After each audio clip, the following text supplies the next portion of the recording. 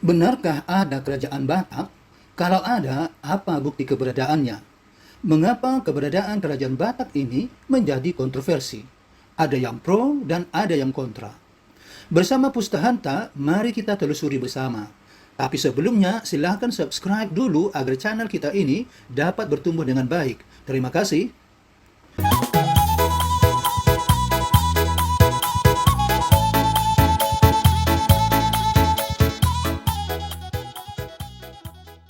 Di tengah Provinsi Sumatera Utara, berdirilah megah sebuah danau vulkanik bernama Danau Toba.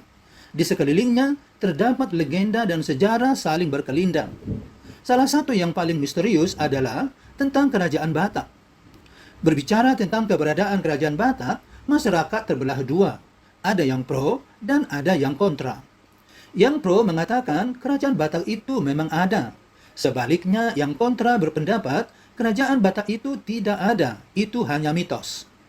Banyak sejarawan berpendapat bahwa tidak pernah ada satu kerajaan Batak yang terpusat dan berdaulat, melainkan masyarakat Batak hidup dalam kelompok-kelompok klan yang otonom. Namun, ada beberapa argumen yang digunakan oleh beberapa pihak untuk mendukung kepercayaan akan adanya kerajaan tersebut. Argumen-argumen tersebut seringkali didasarkan pada kombinasi sumber sejarah, tradisi lisan, dan interpretasi ulang terhadap istilah-istilah kuno. Paling tidak, ada 6 sumber argumen yang digunakan pihak yang pro kerajaan Batak untuk mendukung argumen mereka. Pertama, catatan asing.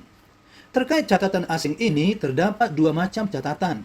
Pertama, catatan Tiongkok pada abad ke-13, dan kedua, catatan penjelajah Portugis. Berkat jabatannya sebagai Inspektur Perdagangan Tiongkok pada abad ke-13, Zhao Rugua berhasil membuat catatan penting tentang berbagai wilayah di Nusantara. Dalam bukunya yang berjudul Zhu Fanzi atau Deskripsi Bangsa-Bangsa Barbar, Zhao menyebut Batak di bawah kekuasaan Kerajaan Sriwijaya. Sayangnya, catatan Zhao ini tidak merinci lebih jauh tentang apa itu Batak. Namun para sejarawan meyakini kata Batak dalam catatan Zhao ini merujuk pada masyarakat Batak di pedalaman Sumatera. Dua penjelajah Eropa juga menyebut Batak dalam catatan mereka. Tommy Pires dari Portugis dalam bukunya berjudul Suma Oriental pada abad ke-16 awal mencatat adanya kerajaan Batak. Namun sama seperti catatan Zhao, catatan Pires ini tidak terinci dengan baik. Penjelajah lainnya juga dari Portugis, Fernão Mendes Pinto 1539 membuat catatan lebih lengkap. Pinto menyebut kerajaan Batak memiliki ibu kota bernama Panaju, namun belum dapat dipastikan di mana letak ibu kota ini. Beberapa pihak meyakini ibu kota Panaju ini terletak di daerah pesisir Pakpak.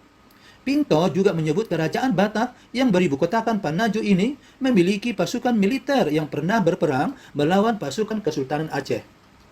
Catatan-catatan asing ini oleh para pendukung keberadaan kerajaan Batak ditafsirkan sebagai bukti adanya entitas politik Batak yang terorganisir pada masa itu. Namun, pihak yang kontra tidak meyakininya. Kedua, jejak arkeologi.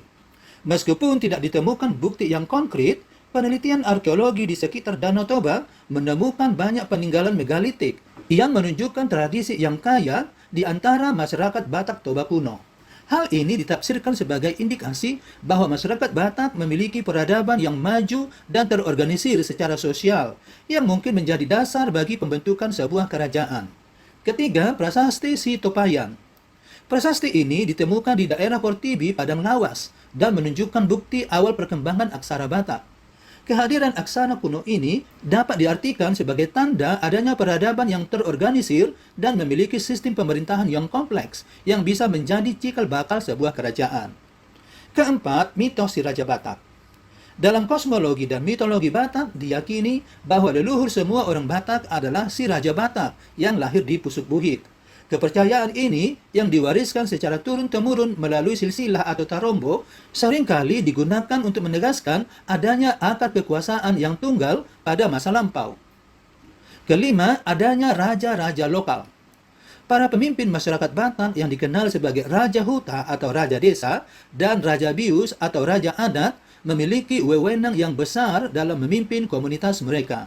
Keberadaan tokoh-tokoh ini serta upacara adat Horja yang megah seringkali dianggap sebagai bukti bahwa masyarakat Batak memiliki sistem pemerintahan yang hierarkis yang mirip dengan konsep kerajaan. Keenam, perlawanan terhadap kolonialisme. Kepemimpinan kuat dari tokoh seperti Sisingamangaraja ke-12 yang memimpin Perang Batak melawan Belanda seringkali dipersepsikan sebagai bukti bahwa ia adalah seorang raja dari entitas politik yang lebih besar, bukan hanya pemimpin lokal. Para pendukung kerajaan Batak menafsirkan perlawanan ini sebagai upaya mempertahankan kedaulatan sebuah kerajaan yang ada. Nah, pemirsa, itu tadi 6 sumber argumen yang digunakan pihak yang pro untuk membela argumen mereka bahwa kerajaan Batak memang ada. Sekarang, mari kita pahami bagaimana argumen pihak yang kontra. Pihak yang kontra atau skeptis terhadap klaim keberadaan kerajaan Batak menggunakan beberapa argumen utama yang berfokus pada interpretasi terhadap sumber sejarah, struktur sosial Batak, dan penggunaan istilah kerajaan itu sendiri. Paling tidak, ada 4 sumber argumen yang mereka gunakan. Pertama, ketiadaan struktur politik terpusat. Masyarakat Batak tradisional lebih dikenal dengan struktur sosial yang terdesentralisasi, di mana kekuasaan tersebar di antara kelompok-kelompok marga dan desa-desa yang mandiri. Tiap desa atau kelompok marga memiliki pemimpin lokal atau raja huta, yang otoritasnya terbatas pada wilayah dan kelompoknya sendiri. Tidak ada bukti kuat yang menunjukkan adanya sebuah pemerintahan pusat tunggal yang berhasil menguasai seluruh wilayah Batak, Toba, Karo, Mandailing, dan lainnya dalam jangka waktu yang lama. Struktur ini berbeda jauh dari model kerajaan besar seperti Sriwijaya atau Majapahit yang memiliki ibu kota, birokrasi, dan tentara yang terorganisasi. Sejarawan seperti Anthony Reid berpendapat bahwa masyarakat Batak seperti banyak masyarakat dataran tinggi di Asia Tenggara, tidak membentuk entitas geopolitik seperti negara bangsa modern. Klaim kerajaan seringkali didasarkan pada model negara kota barat yang tidak sesuai dengan struktur sosial setempat. Kedua, interpretasi berbeda terhadap temuan megalitik.